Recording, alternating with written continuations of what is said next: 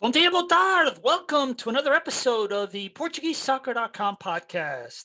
I am your guest host, John Neves, back here again to talk about my favorite subject, your favorite subject, and that is, of course, Portuguese soccer, Portuguese football, whatever word you use in your part of the world. Episode number 76. Thanks for being here. A lot to talk about tonight. João Mário, Luis Felipe Vieira, Champions League draw for Benfica on Monday. League Cup gets going next week. Preseason, all the clubs have already played at least one preseason match. And then obviously I also want to talk a little bit about Rui Patricio, talk about a little bit of the situation with COVID in Portugal, and some World Cup 2030 World Cup bid with Portugal and Spain.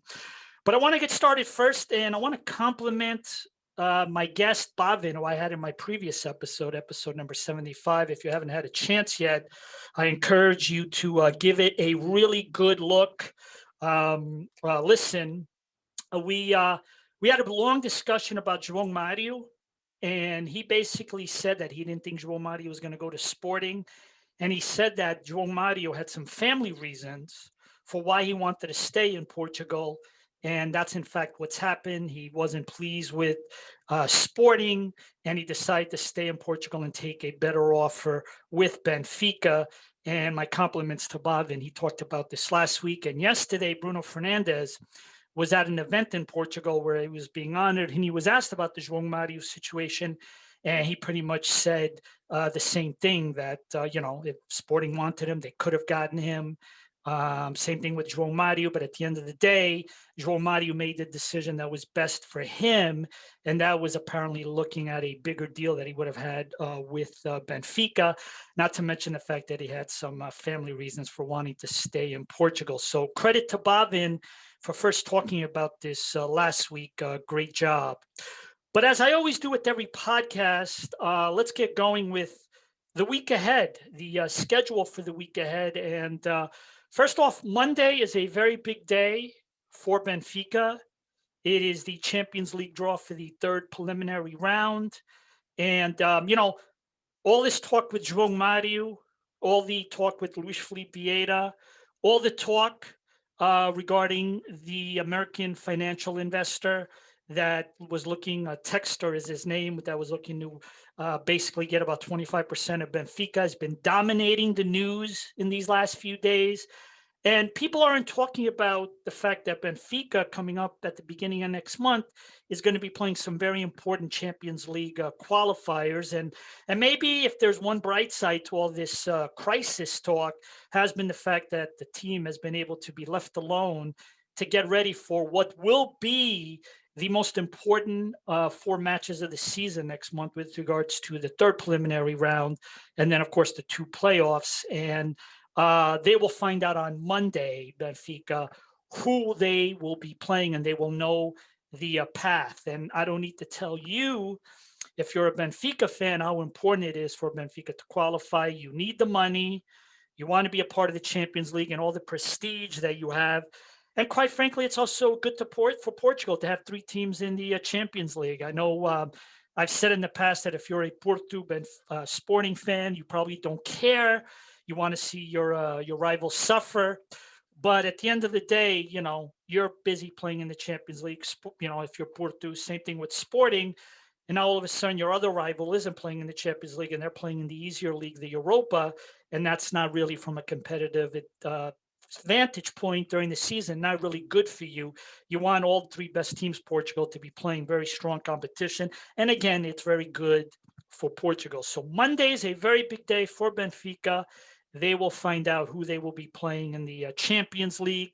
Also next week, you have the first matches for the Taça da Liga, the League Cup, the first preliminary round. Those involve the teams from the second division, as well as all the clubs in the first division, except for the teams that finished in the top 6 last season, those that are going to be playing in Europe. So essentially, this first preliminary round is the second division, and all the clubs in the first division minus the top 6. And that means we have real football, that we're going to have matches that really count, and that gets going next Friday, a week from today, when I'm recording this episode. and that'll go from Friday to next Monday. One leg, and there'll be 14 matches. So we're going to have some real matches of importance. And let me tell you, there's some pretty good matches. Tundela is playing Gil Vicente. You've got Nacional playing newly promoted Estoril. And then, of course, Guimarães. A lot of people always see them as top 6, but that wasn't the case last year. Very good matchup between teams with a lot of history up north, and that's, of course, Vitória de Guimarães and Leixões that are going to be playing each other coming up next weekend in the one leg. And then the second preliminary round will be the following weekend, and that's when Paços de Ferreira and Santa Clara will join in that round. So basically Monday, Champions League draw, and then next week, we, of course, have the first matches of the League Cup schedule. And then, of course, don't forget, a lot of the teams are in the Algarve or basically other parts of Portugal, big and small clubs in terms of the Portuguese first division or second division. And obviously, there's a lot of matches now. Some of them are being televised by BTV, Sport TV. So we are starting to get to that part of the preseason where you're able to start watching your teams play and actually see what's starting to come from them and what you could expect for the upcoming season. And again, as I said in my last episode, last week at this time, we were pretty much finishing up the season. As a matter of fact, this week last year, Porto was basically getting ready. They needed, I think, if I recall, one more point to win the Liga. And that's where we stood a year ago today. And this year we have sort of a more normal summer. Normal in terms of the fact that the football schedule, the soccer schedule is a little bit more normal like it's been in other summers. But let's get going. And I wanted to first of all talk about João Mário. And João Mário's had an interesting week. He rescinded with Inter Milan. The very next day, he gets denounced by Benfica. And then 2 days later, he's basically in the starting 11 of a preseason match against Casa Pia. So it's been a very interesting 72 hours for João Mário in terms of the fact that it's obvious with this team, Benfica, that JJ is going to be really looking to use him. And a lot of sporting fans are very disappointed in João Mário. A lot of fans want to see loyalty from the players, especially players that grew up in the youth system. João Mário, of course, big move 5 years ago to Inter Milan. He goes to Inter Milan in a big deal after a great year with Sporting, and of course, being a part of the squad that won Euro 2016. But unfortunately, things really haven't worked out for João in Italy.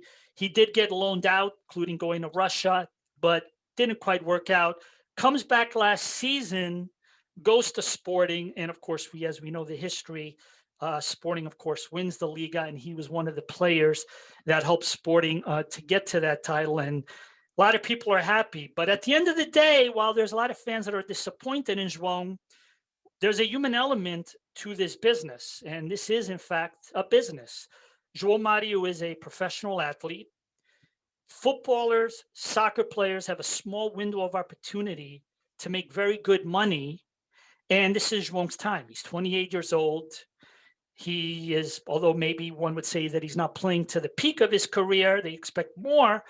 The reality is this is the time for him to be at his best, because once you start getting into your 30s, you start to see less opportunities. You start to see the money you make diminish. So this is really a high point for João Mário. And there's been a lot of discussion, and will be in the future, about João Mário, Inter Milan, and Benfica, and whether or not this was a very good decision for João. But we know that João made the decision because it was in the best interest of his career, and it was really the best deal, because apparently he wasn't very happy with regard to what Sporting was offered, if reports in the media are to be believed.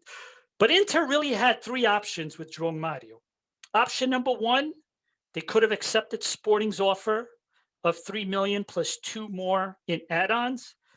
If Inter had accepted that from Sporting, they wouldn't have had to worry about any anti-rival clauses or any other clauses. They would have been doing a deal with the team that basically they did the deal with for João Mário, and it would have been basically is the easiest thing for Inter, but they didn't do it. You don't know whether or not João Mário, my guess is probably he didn't want to go stay at Sporting, and that's probably why Inter didn't accept the deal. Option number 2, Inter could have accepted Benfica's deal, which by all reports, 7.5 million was the offer, if reports are to be believed. A lot more richer of a deal, but Inter Milan, of course, was hesitant because, again, the anti-rival clause, they weren't quite sure about it. They didn't want to take a chance. Certainly, you don't want to lose in court and then have to spend 30 million to pay Sporting after, by the way, you spent over like 40 over 40 million 5 years ago for him, and a deal that hasn't worked out. And they didn't want to take a chance on possibly having to play Sporting another 30 million because basically of the anti-rival clause. So basically, Inter Milan takes option number 3, which is they rescind their contract with João, and they basically walk away without getting any money. They obviously save on some salary, but they don't make any money. And they've decided that that is the best route for them to take. Sporting obviously is not happy because this clause that they had was in place in case João Mário went to Benfica. And even though they ripped up the deal with João Mário, what happens? He does in fact go to Benfica. So Sporting, as you could tell, isn't very happy. They're going to defend this. They're going to take this to the court, the tribunal. And as a result, this is a situation now that's going to have to be decided in the courtroom with the lawyers. And this is obviously not a very good thing, but this is Inter's decision that they feel is the road that they can take that offers them the best chance to get out of this situation. Obviously, Sporting came out with a statement, very disappointed that they basically ended the deal and that Sporting was entitled to make this amount of money. Inter has come out and defended their honor and say that they're going to defend themselves against all accusations. And there's a reason why teams have lawyers. There's a reason why businesses have lawyers, because when you are a big business, somewhere down the line, you always wind up going to court. And that's what you have here with Sporting. And Sporting, by the way, is no stranger to being in the tribunals, to being in the courts. We've seen situations over the years with the players that rescinded after the Alcochete attacks. If you remember, Sporting hired a manager at the time, Sinisa Mahulovic, the Serbian manager, and then 4 days later, when the interim president came in, they decided not to keep him as manager, and he went on to sue, and he eventually won something like, if I recall correctly, like 2 million euros. And then we have situations, Rafael Leon is another example that we've heard about. And then obviously there were problems many years ago with Marcos Rojo. So Sporting is not a stranger to defending their interests in the courts. And that's what's going to happen now here. And obviously a big club like Inter Milan, a very big club in Europe, is obviously not a stranger either. So that's where this is going to go. But it's unfortunately this has happened, that this is a situation that couldn't have been worked out among the two teams. And now we see what happens. And it all depends, by the way, what's in the contract. What exactly does the contract say? And that's what the courts are going to have to figure out. To me, I think FIFA and UEFA need to come out and say, you cannot prevent the player from going to another club, and putting in these clauses that say if he does go to this club, that you owe this club a certain amount of money. FIFA has to come out, regardless of how the contracts are worded, and either say this is allowed or say this is not allowed, and don't prevent players from having the freedom to move to other clubs, even if it means going back to their country and playing for a rival club. And I think they've got to figure that out. I thought a few years ago, I remember reading that FIFA was going to outlaw anti-rival clauses. But apparently, if there was an anti-rival clause that was illegal, you would have figured that Inter Milan would have just taken Benfica's much better offer. So this is all a mess. It's much more complicated than it looks, of course. But at the end of the day, João Mário is a Benfica player. Sporting and Inter are going to take their issue now to the courts, and they move on. And it's just another one of those things. And somebody's going to win in the courts and the tribunal. Someone's going to lose. Whoever loses is going to appeal to TAD, and then this is going to continue. and then eventually there'll be a final decision, on this matter when all the appeal processes have been exhausted. So, we'll pretty much just, see what happens. One thing, by the way, I also wanted to say about João Mário is, as I said, João Mário has taken a lot of public criticism for going cross town. He is the 25th player to basically move cross town in terms of the two Lisbon big teams. I will tell you at the end of this episode, when is the last Sporting player that made this move, going from Sporting to Benfica. And I'm going to tell you the last player that went from Benfica to Sporting, and I think you'll be very surprised. Think about who those choices may are, and I will give you that answer at the end of this episode. But moving on to Luis Felipe Vieira, a very, very rough situation for Benfica. It's been a very rough week on multiple fronts for Benfica. It seems like last year, ever since they've been eliminated from the Champions League, it's been one problem from another. Disappointment in the league, the COVID outbreak, not winning any trophies, spending all that money, bringing back JJ with nothing to show for. And now they have a summer where their president, we'll talk about it in a minute, has had to resign. There's a scandal, and it just seems like it's one thing after another for Benfica. But Luis Felipe Vieira did announce his resignation, and basically it's a good thing for Benfica, because had he decided to come back or put himself in the position to come back, which would have been difficult because he's really not allowed to communicate with anyone from SAD, so I'm not really sure how he would have been president. But had he decided to try to come back, this probably would have brought more bad news in the press. This might have affected the sponsors. This might have affected their partnerships with businesses. And at the end of the day, regardless of what you think about Luis Felipe Vieira, and I know there's people that like him, and I know there's a lot of people that don't like him, because over the years he's come with a lot of rumors. There's been a lot of people that don't like what they say he's been doing, and now apparently the judicial authorities are looking into him. But Luis Felipe Vieira has basically made the decision that that's it, he's done, and that right now he needs to concentrate on his defense, because regardless of whether or not you like him or not, he is entitled to defend himself. And right now he's going to have the opportunity to do that. And unfortunately, these things take a very long time. They are very stressful. And that's going to have to be his number one intention right now, probably over the next year or two, or maybe 3. The good news for him, though, is that if he posts the $3 million bail, he'll be able to not have to necessarily stay at home the other time, and he'll have a little bit more freedom. I think I read that in Portuguese history, it's the second highest bail that someone will pay to not to have to be incarcerated, whether they be in jail or at home, and that they're able to be out. They obviously have to, give their passport into the police, but that, they'll be able to at least have the freedom to not have to worry about being stuck at one place and incarcerated, that they'll have the freedom to basically be out of jail and not have to always be stuck going to home. But Rui Costa takes over. And here's the thing about Rui Costa. Rui Costa is a fan favorite. He has a lot of history. When people think of Rui Costa, they think of one of their own that went on to do great things for the national team and the great career that he had playing abroad. But Rui Costa is in the honeymoon period right now, where right now everybody's happy he's there. They trust him.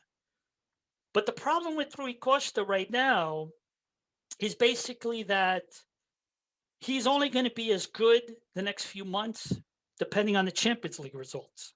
Because if Benfica qualifies for the Champions League group stages, then obviously they're going to be very happy with him, and he's going to be off to a great start. Because as I've said many times on this podcast, you could turn around a club's financial situation, which is what Luis Felipe, regardless of what you think, Luis Felipe Vieira, when he took over this team 18 years ago, had a lot of problems. There was also a scandal with one of the former presidents, and in 18 years, he managed to right their financial ship. They wanted about, I think, 7 domestic titles. They went to 2 Europa League finals, and he did a good job. But as you've learned in Portugal, and Varandas has learned this too, because I don't see him being criticized as much now compared to last year before he won, that essentially you are judged on titles with your football, with your soccer team. And essentially right now, Rui Costa's job behind the scenes, although he, of course, is not managing the team, but what he does publicly to instill confidence with the fans and hopefully bring that positive vibe to the team is going to be important, because if they qualify for the Champions League groups, it's a lot of money. That's a big thing that they get out of the way, that they basically are able to play in one of the competitions, one of the world's biggest club competitions. If they do not win and they're eliminated and they have to drop into the Europa League, which, by the way, nobody wants to play in the Europa League, then that's going to be a very big problem for Rui Costa. And I think a lot of the people that are happy with them may start to turn on him. And then that honeymoon period is going to end pretty fast. I mean, very fast. So that's the way it is in Portugal. You could have a great business model. You could make money selling a lot of players. But at the end of the day, it's what you do within the 90 minutes on the pitch that really matters the most. You could make Benfica the biggest club in the world.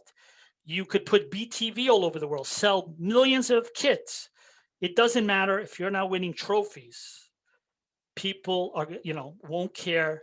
And that's how you're going to be judged. So the next few weeks, the next month, I should say, is going to be a very important part for Rui Costa. There's going to be elections later on this year. And I think if they does qualify for the Champions League and they get off to a good start in the league, then I think pretty much I expect that Rui Costa will win by a landslide. But if they don't qualify for the Champions League, then I think this fall and later on this year, you're going to have a wide open election. And I know there's already a gentleman out there that lost in the last election that's already out in the press talking a lot, because he's trying to get himself into favorable position already with voters later on this year. And another thing about Benfica that was also another big story this week was essentially an American businessman that was looking to buy a 25% stake in Benfica. He would have apparently bought this stake from one of the individuals that's involved in this investigation. Apparently, there was discussions for it. Apparently, he had already visited the Seychelles, the Luge, and apparently he was talking about it. He was willing to offer $1 million and then present the rest of the money later. But this afternoon, when I'm recording this episode, the Saad have basically announced that they do not have an interest and that they are opposed to seeing him get a 25% stake. This gentleman, his name is Texter, has already come out publicly and expressed his disappointment, that he is very disappointed. He felt it could have been a very good thing for Benfica. And I know this has made some fans, even fans that are not at Benfica, very happy, because there's always people that are very cynical of foreign ownership in clubs, especially when it's from outside of Europe, whether it's the Americans, whether it's the Middle East, whether it's Asia, because a lot of times people feel that people are buying it for the business, but that they don't really truly understand the club. Benfica fans, the most diehard fans, same thing with Sporting fans, same thing with Porto fans, same thing with Guimarães fans. They feel like this is their club. They feel like they give everything to this club. They go to matches. They support the club home and away. The club is part of their family. Many of these fans even get their kids' socio cards as soon as they are born. The thing, though, is that soccer, football is a business. And somebody has to run the business. And I'm going to try to do it in the future, an episode about, is private ownership of Portuguese clubs a good thing in the future? I know a lot of fans would be upset at that. They're going to be very upset at me, but I've already talked about it in a previous episode. Right now, the model in Portugal says you cannot own a Portuguese club or have a majority stake in the club, that you control it, as best as I understand it. And basically what that does is it means that the people that are voted as president and the administration that they bring with them are essentially responsible for creating the TV money to help support the club, which right now every club in Portugal is on their own with the TV money until about 7 or 8 years from now when it becomes centralized. They are the ones that create the business with the commercials, selling the kits, the TVs, the club's TV channels. And they're obviously the ones that run the club. And obviously these days there haven't been many fans going to matches for the past 12 months. But during normal times, when fans are allowed back in stadiums, they're the ones that also oversee that business. And then obviously there's also the business of selling players. And between that and what you make and the money that you make in Europe, that is how clubs in Portugal right now are being run. But sometimes you wonder, and I'm speaking objectively to give sort of 2 point of views. I'm not necessarily endorsing one or the other. And again, I know this is not going to be popular, but again, pay attention. I'm just giving the other point of view. If you bring a private owner and they are in charge of the club, a lot of people feel like that may take away from the culture of the club. But someone who comes in with his own money, that is willing to spend his own money every year to buy players, or to take the profits of the club and put it into buying players, would that be a better situation for a Portuguese club than right now, where you're essentially limited to how much money you make in Europe and the TV money, which, by the way, is good money, but it's certainly not like the bigger leagues in Europe. And that's a big question that I think a lot of people wonder. And this guy Texter has had people that like the idea of having someone come in and run the club like that, because everyone complains that Portuguese clubs sell their players too soon. Now you bring in somebody that's going to do everything he can by paying those players more to stay. And if those players stay and they get better, well, obviously, eventually you're going to sell them for even a lot more money. But right now, the way the economy works with the teams, essentially the biggest opportunity you have to sell a player, clubs are going to take it, like Nuno Mendes of Sporting. 20 years ago, a player like Nuno Mendes would play 2 or 3 years for Sporting before he was sold. Now, after one good year, you're on the market. If you have private ownership, does that mean that that player stands a better chance to stay around for a few more years? And I think that that's a very fair question to bring up. But again, this is one of those issues that is very hot topic in Portugal. If you were to go for private ownership, and then the other thing also about having a private ownership, again, sócios are not going to go away. They're still going to sell season tickets. But at the end of the day, it's essentially being run by a big brand that's going to run the clubs. And by the way, I've seen things on social media, people speaking out about the idea of private ownership, or these individuals coming from these foreign countries that supposedly don't know football or soccer. And by the way, we don't know that, because apparently there have been some cases in Portugal where some of the smaller clubs did have investors, and then things went wrong and investors walked away, and clubs basically went under. But I think in the case of a Benfica, I don't know if that would necessarily be the case here, because no one's going to walk in and spend $25 million. Or if they have a chance to buy more than 25%, you're talking about, Benfica, Sporting, and Porto are not worth 25 million. They're worth several hundred million. And somebody coming in and spending that much money, they're not just going to walk away, from all that money if they don't like what they see. Very interesting topic. I think there's two sides to the story, but basically, Benfica SAD has said publicly opposed him buying the 25%. He's obviously very disappointed and very sad, but hopes to continue the thought process in the future that he is open to coming back. But and again, like anything I talk about in this podcast or in my previous, episodes when I have guests on, obviously I put this episode on a Thursday or Friday, and then things change.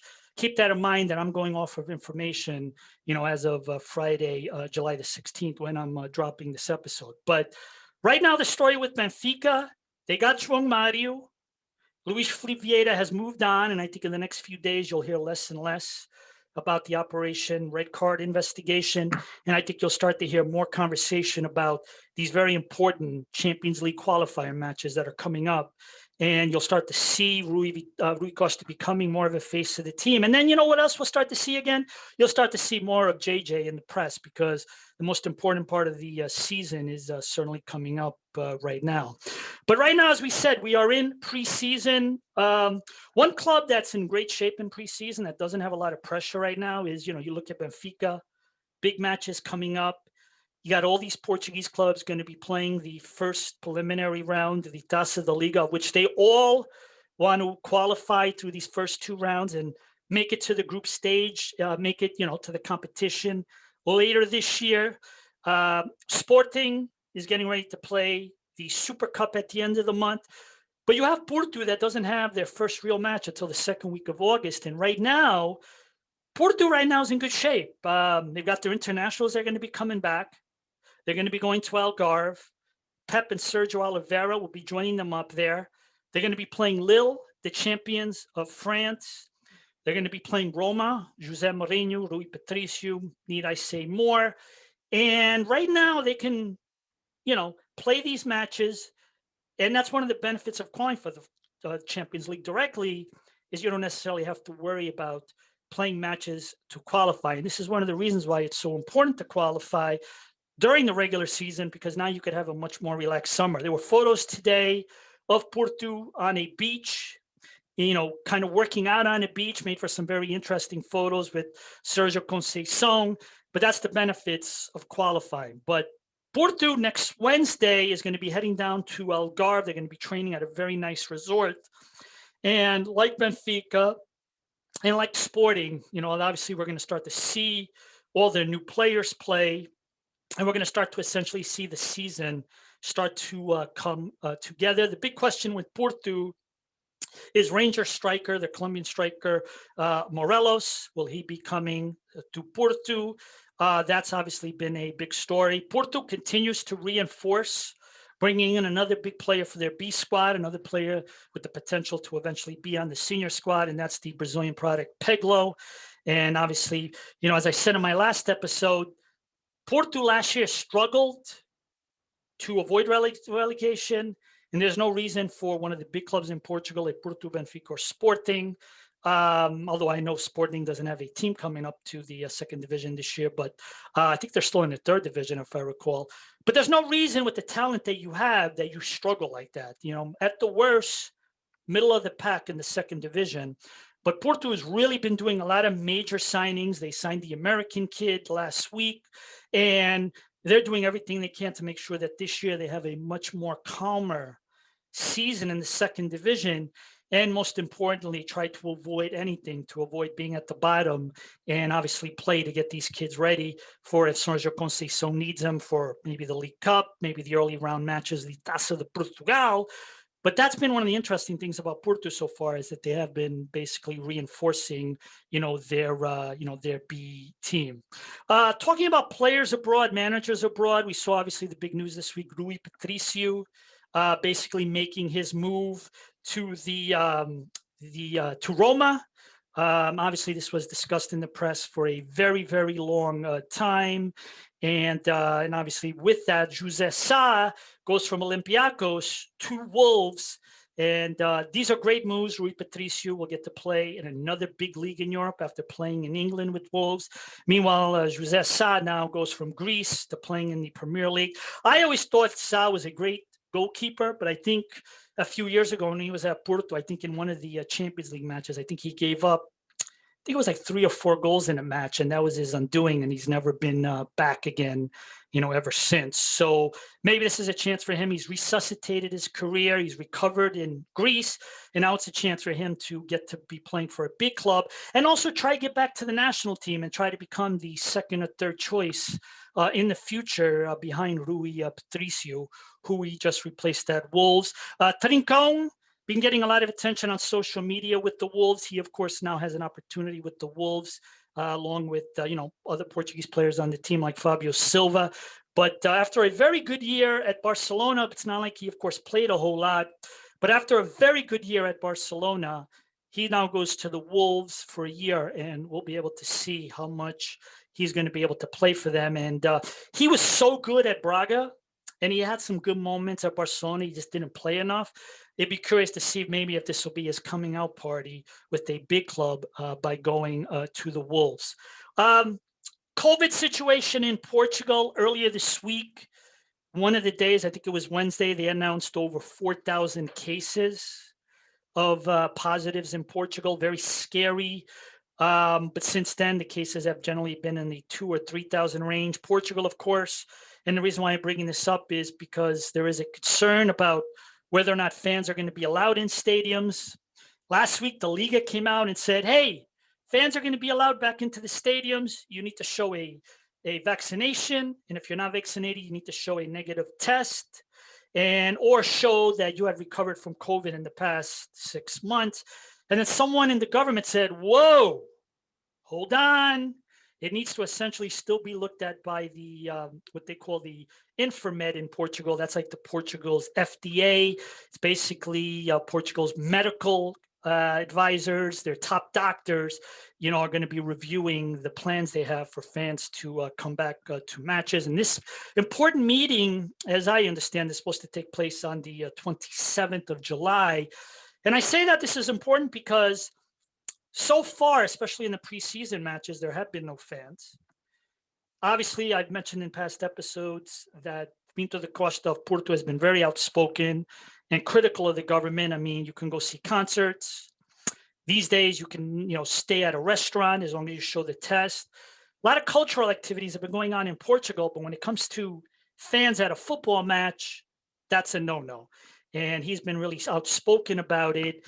And at the end of the day, the big question mark right now is what's going to happen on the 27th, and will they allow fans back? I think they will. I think fans need to be prepared to show if they're vaccinated or have a negative test. And if they don't, then, I have to be honest with you, you just have to wonder, why is it that football, soccer, which is an outdoor sport, which means they're not indoors, they're outdoors, and obviously they're not going to have full stadiums. They're only going to have like 25, 30% capacity. Why can't they do that? What is the overwhelming reason why you can do other things, but you can't do that? So very interesting, and that'll be something to pay attention to. But a bit of a U-turn on this topic. At one point, it looked like yes, and now it's hold on, and let's see what happens with this message on the 27th. And needless to say, when the time comes, PortugueseSoccer.com and all the social media platforms will, of course, provide the latest news on that topic. But again, if you're going to Portugal and you're going to go see a match, you're still going to have to wait because there's still no word yet on whether or not it's going to happen. I'm going to end this episode.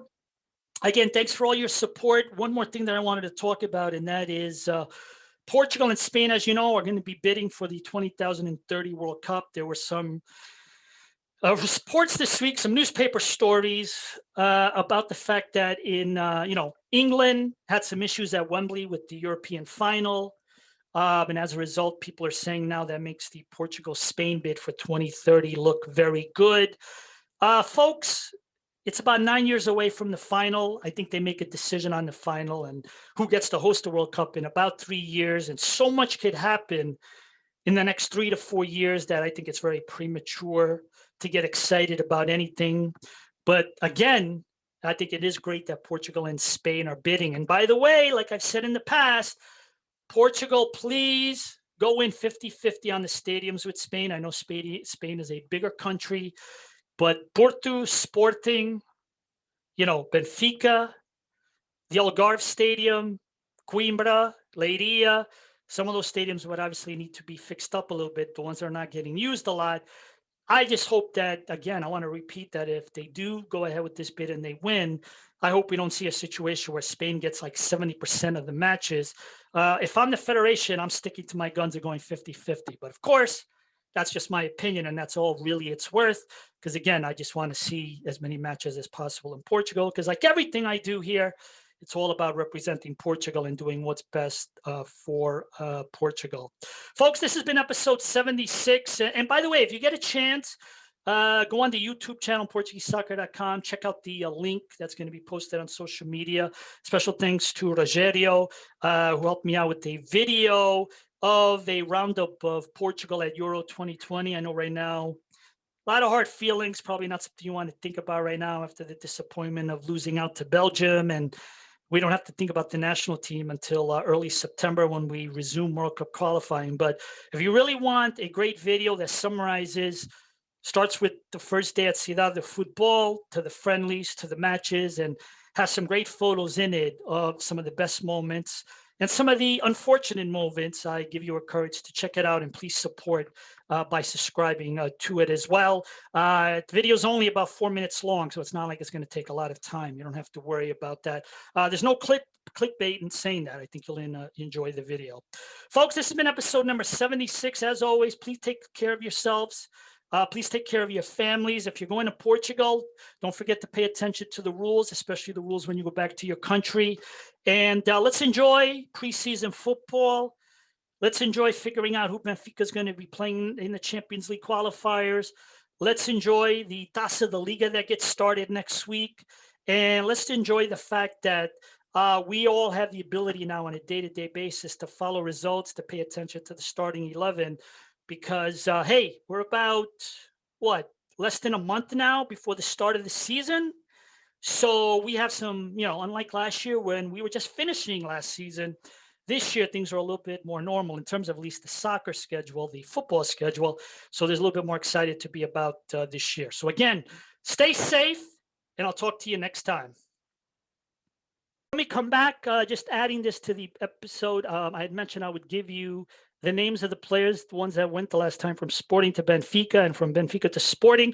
Let me just add, the last player that went from Sporting to Benfica was Carrillo. Back in 2016, he made the move going from Sporting to Benfica, if you remember. That was the last controversial one. And then the last player, and by the way, there haven't been a lot of players that have gone from Benfica to Sporting. The last 20 years, there's only been like two players. But the last player that went from Benfica to Sporting, a name that a lot of us would recognize, he also wound up playing for Porto at one point, and that's Derlei. In 2007, he went from Benfica to Sporting. Derlei, if I recall, also played for União Leiria, which at the time was being managed by a very young manager named José Mourinho, who took over Leiria and got him to the UEFA Cup that year after he spent a brief time managing Benfica. So just to add, the last player to go from Sporting to Benfica was Carrillo in 2016. And the last player to go from Benfica to Sporting was Derlei in 2007. Thanks a lot, everybody. Talk to you next time.